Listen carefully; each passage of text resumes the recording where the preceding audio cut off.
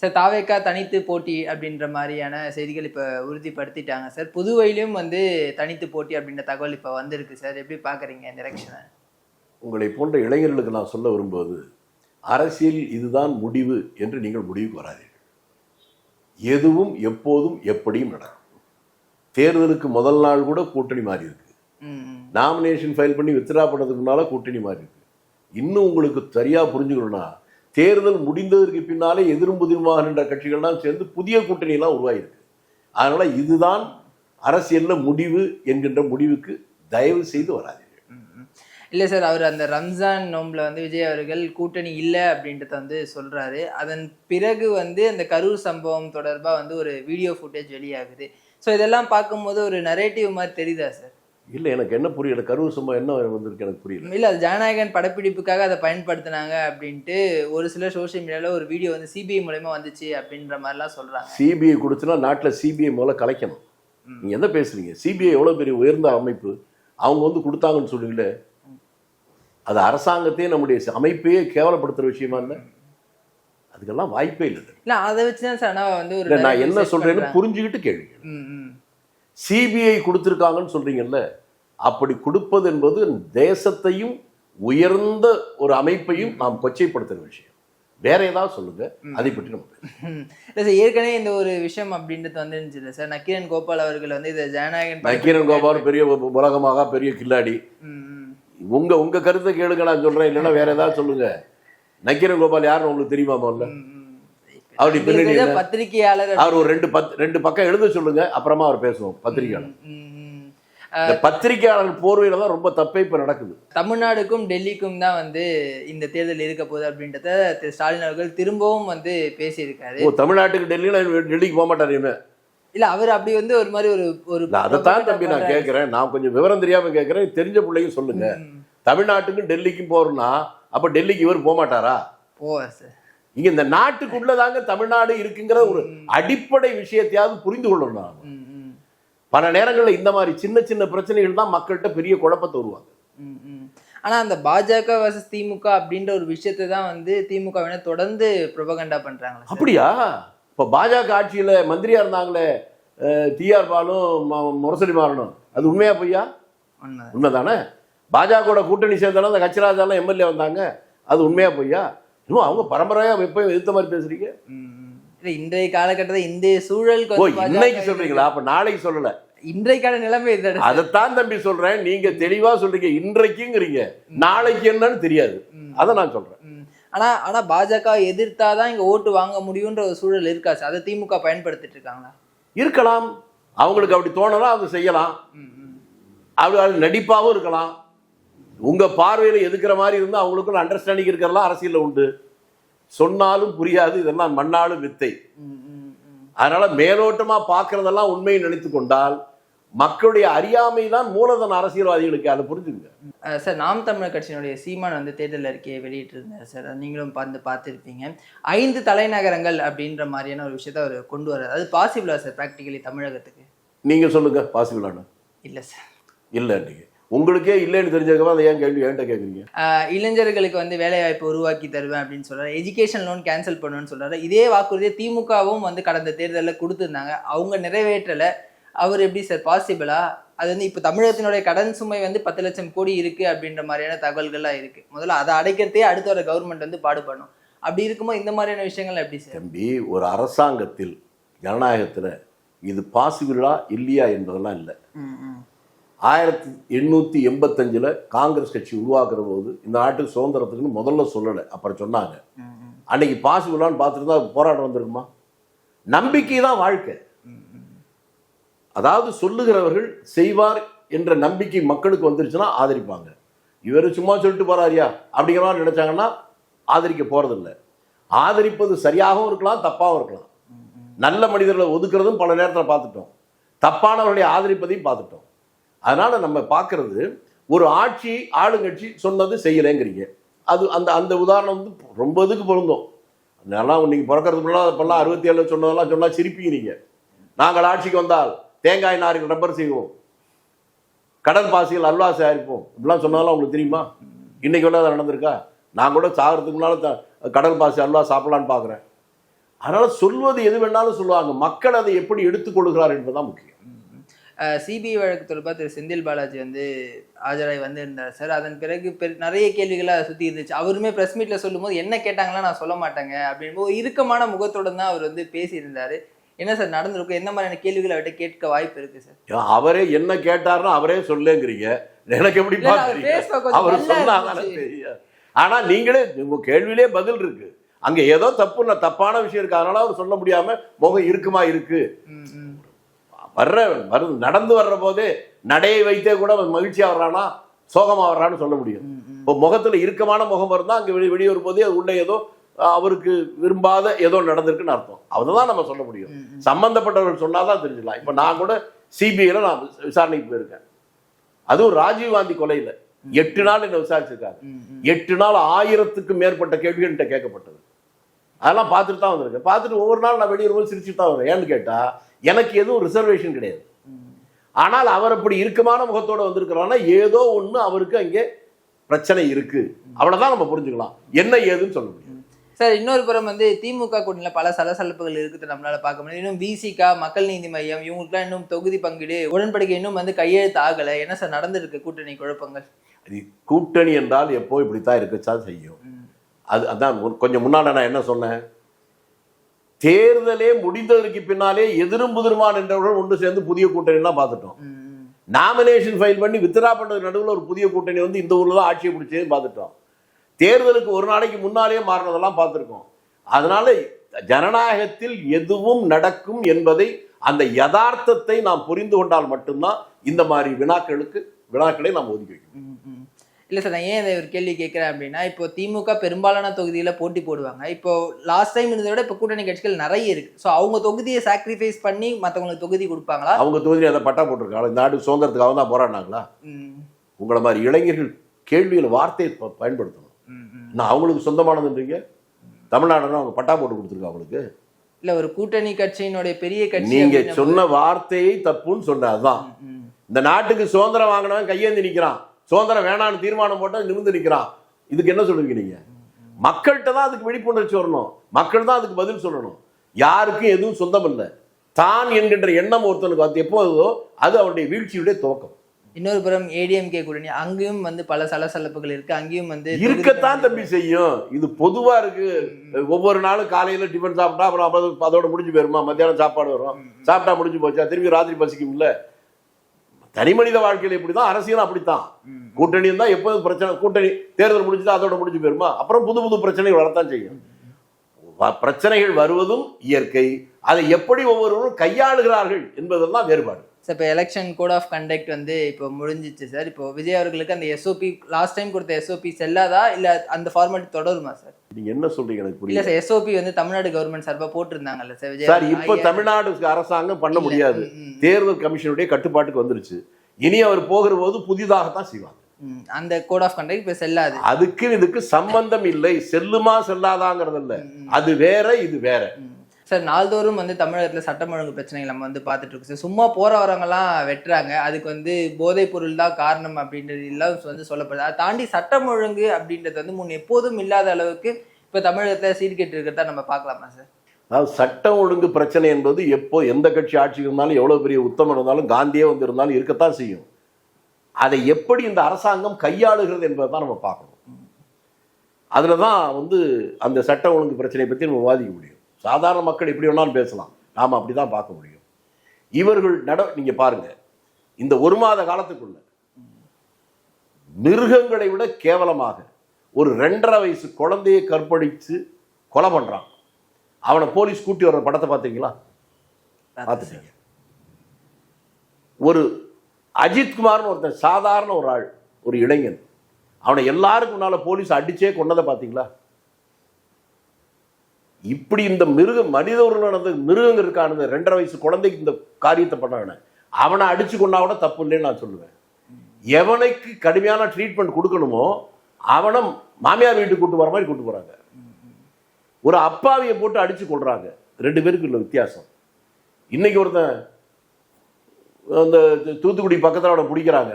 Police என்ன சொல்லுதுன்னா, இப்பதான் கொஞ்ச நாளைக்கு முன்னால 70 வயசு ஆன ஒரு பாட்டி கற்பழிச்சான்னு சொல்றாங்க. இது என்ன மாதிரியான அரசாங்கம் நடக்குது என்னன்னே புரியல.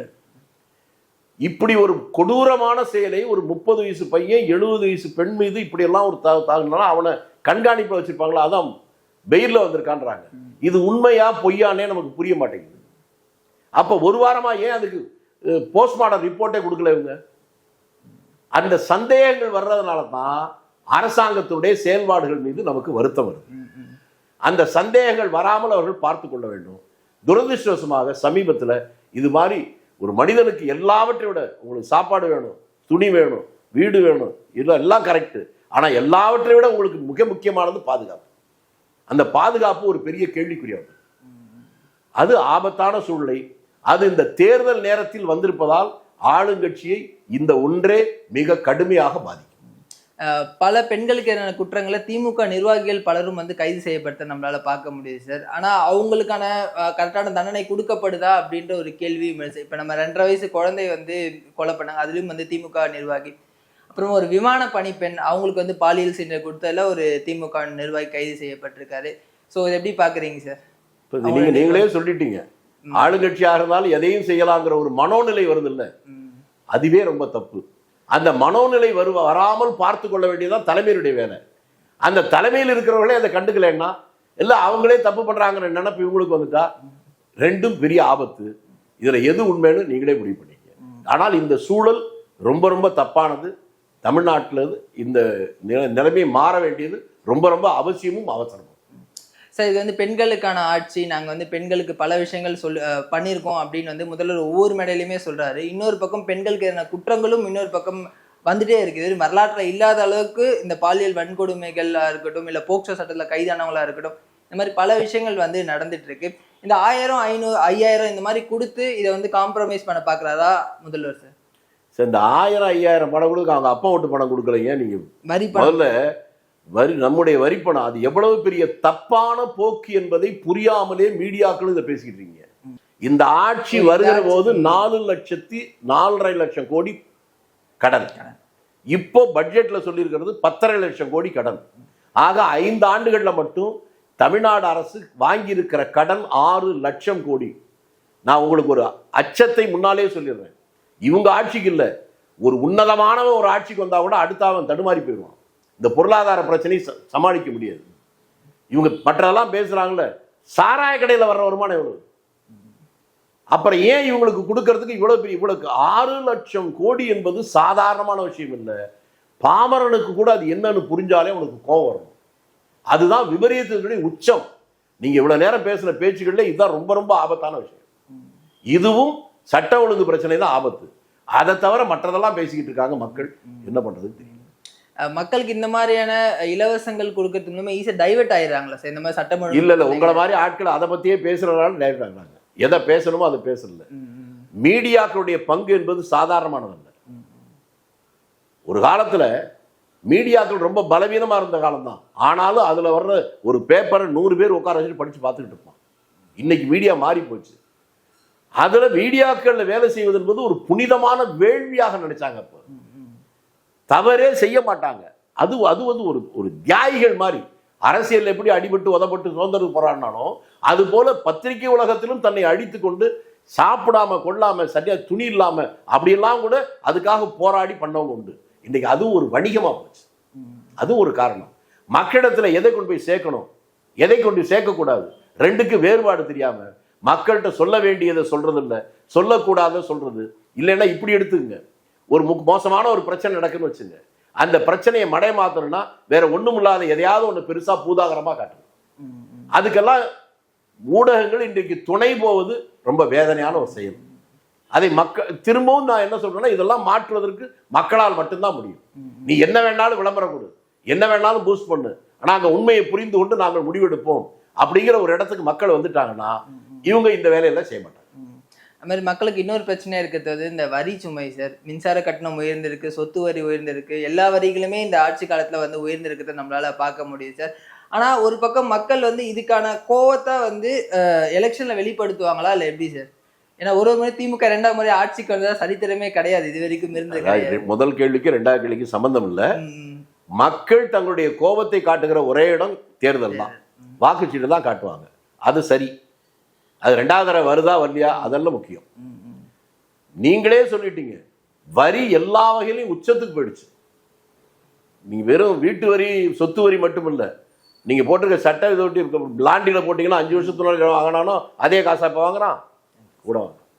ஹேர் கட் பண்றீங்க, சலூன்ல எவ்வளவு வாங்குறான், கூட வாங்குறானா. இது நீங்க அன்றாட வாழ்க்கையில் காலையில் எழுந்து ராத்திரி படுக்கிற வரை நீங்கள் பயன்படுத்துற எல்லாவற்றினுடைய விலையும் இருந்துச்சு. இல்ல இன்னொன்னு சொன்னாதான் உங்களுக்கு வலிக்கு மனசு. உற்பத்தியாளர் உபயோகிப்பாளர், இதான் பொருளாதாரத்தினுடைய அடிப்படை தத்துவம்.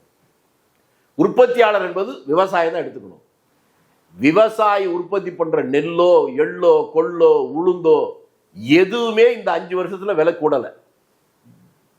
ஆனா சாப்பாடு விலை எப்படி 4 மடங்கு கூடுச்சு? இதெல்லாம் யோசிச்சு பார்த்தாதான் எங்கேயோ விபரீதத்தை நோக்கி போய் கொண்டிருக்கிறது இந்த நாடுன்னு தெரியும். அது மக்களுக்கு புரிஞ்சுட்டாலே அப்ப கோபம் வருமா வராதா? வரும்போது ஓட்டு போடும்போது காட்டுவானா காட்ட மாட்டானா, அதை பொறுத்து இருந்து பார்க்கணும்.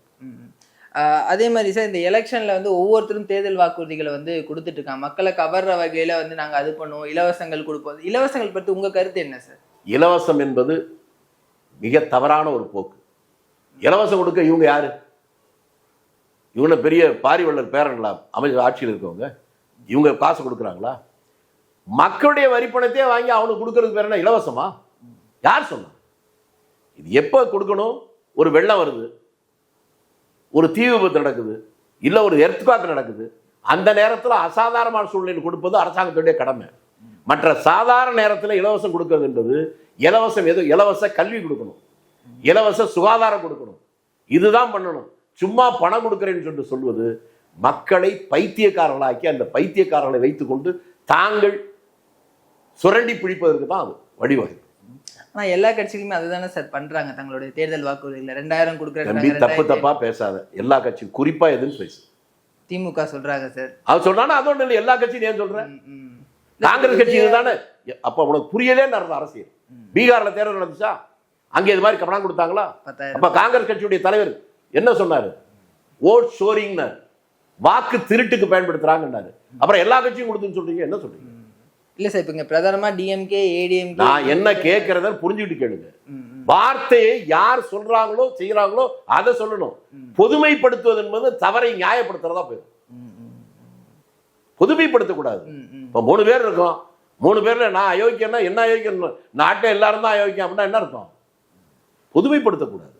தவறு இன்னார் தவறு செய்யறாங்கன்னா அவரை சொல்லணும். எல்லாரும் எல்லாரும் என்று சொல்வது மற்றவர்களை ஏமாற்றல, உங்களை நீங்களே ஏமாற்ற சார். திமுக அதிமுக இவங்க 2 பேருமே இந்த இலவசங்களை முன்னிட்டு தான் வந்து தேர்தலை சந்திக்கிறாங்க. நாங்க வந்து 2000 கொடுக்குறோம், இவங்க 1000 கொடுக்குறோம். எவன் கொடுத்தாலும் சரிங்க, நான் வார்த்தை தெளிவா புரிஞ்சுதான். எவனா இருந்தாலும் சரி, அவனை கழட்டிட்டு அடிக்கிறது மக்கள் வந்துட்டாங்கன்னா சரியாயிடும். மக்கள் இலவசம் கொடுக்கறது எவன்? நான் முன்னால என்ன சொன்னேன்? அவங்க அப்ப வீட்டுல இருந்து கொடுத்தானா அதுக்கு பேர் இலவசம். அது எப்படி வரி பணத்தில் கொடுக்கற எப்படி இலவசம்? இந்த வார்த்தையே முதல்ல தப்புங்கிற. அதுல இருந்து மக்கள் விழிப்புணர்ச்சி வரணும்.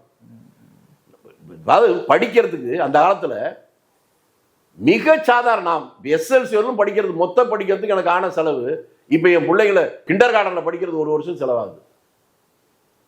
அது சரியா வந்துட்டா எதுக்கு பணம் எனக்கு தேவைப்படும்? பணம் என்பது அரசாங்கத்துடைய வேலை என்ன? இப்ப உதாரணத்துக்கு இப்படி சொன்னாதான் புரியும். இப்ப ஒரே ஒரு நெய்வேலி தொழிற்சாலை வந்துச்சு. அந்த நெய்வேலி தொழிற்சாலை வர்றதுக்கு முன்னால எப்படி இருந்துச்சுன்னு உங்களுக்கு எல்லாம் தெரிஞ்சா இந்த கேள்வி கேட்க மாட்டீங்க. அந்த 2 மாவட்டங்களிலே எந்த தொழிலும் கிடையாது. ஆடு மாடு மேய்ப்பது ஒன்றை தவிர தொழில் இல்லை. அந்த ஒரு தொழிற்சாலை வந்துச்சு. அந்த இருக்க லட்சக்கணக்கான மக்களுக்கு வேலை கிடைச்சது. அதன் வாயிலாக விவசாயம் வந்துச்சு.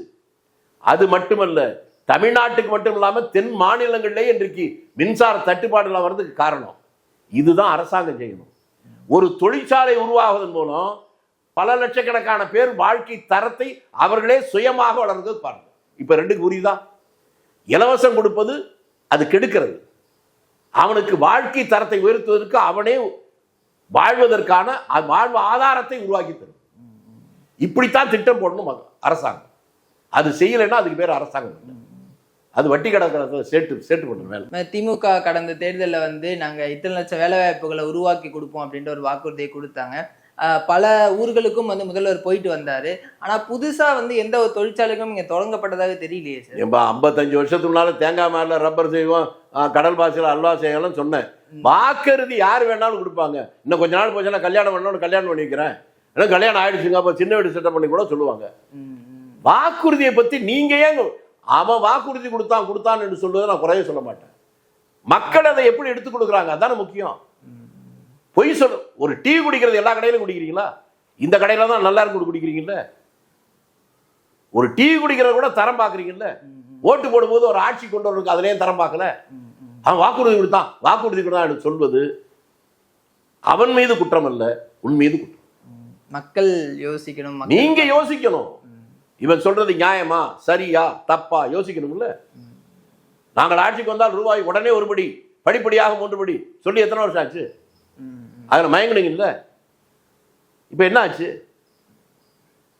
அதுதான் பார்க்கணும். இப்ப சமீபத்தில் ஒரு இடத்துல ஒரு கூட்டத்தில் பேசினேன். அந்த ஒன்றை மட்டும் புரிந்து கொண்டாலே போதும். இந்த உலகத்திலேயே ஓடுகின்ற நதியில் குறுக்காக கட்டப்பட்ட முதல் அணை எங்க ஊர்ல இருக்க கல்லணை. அந்த அணை இன்னமும் இருக்கு. ஆனா இப்போ 3-4 மாசத்துக்கு முன்னால தென்பண்ணை ஆத்துல தண்ணி வந்துச்சா? 15 கோடி ரூபாய் கட்டின பாலம் திறந்து 2 மாசம் ஆகல, கரைஞ்சு போச்சா? இந்த 2 பேருக்கு வித்தியாசத்தை தமிழ்நாட்டு மக்கள் புரிஞ்சுக்கிட்டாலே அரசியல் உருப்படும். இந்த முறை ஒரு மாற்று அரசியல், ஒரு மாற்று ஆட்சி. இந்த முறையில் எல்லா முறையும் மக்கள் சிந்தனை சரியா இருந்தா ஆட்சி சரியா வரும். இவன் யோக்கியனுக்கு தான் ஓட்டு போடுவானா? எல்லா கட்சியும் யோக்கியன் நிறுத்தும். இவன் யாரை நிறுத்தாலும், கழுதை நிறுத்தாலும் ஓட்டு போடுவான், காண்டாமிருகத்தை நிறுத்தாலும் ஓட்டு போடுவான், இந்த சின்னத்துக்கு தான் ஓட்டு போடுவான்னா அதே மாதிரி கழுதையை தான் நிறுத்தும். அதனால இந்த மாற்றம் மக்கள் மத்தியிலும் தான் வர முடியும். நான் தனிப்பட்ட கட்சிக்காரனை குறை சொல்ல மாட்டேன். அடுத்த நிகழ்வுல தொடர்ந்து பேசுறேன் சார். தகவலுக்கும் நன்றி, வணக்கம்.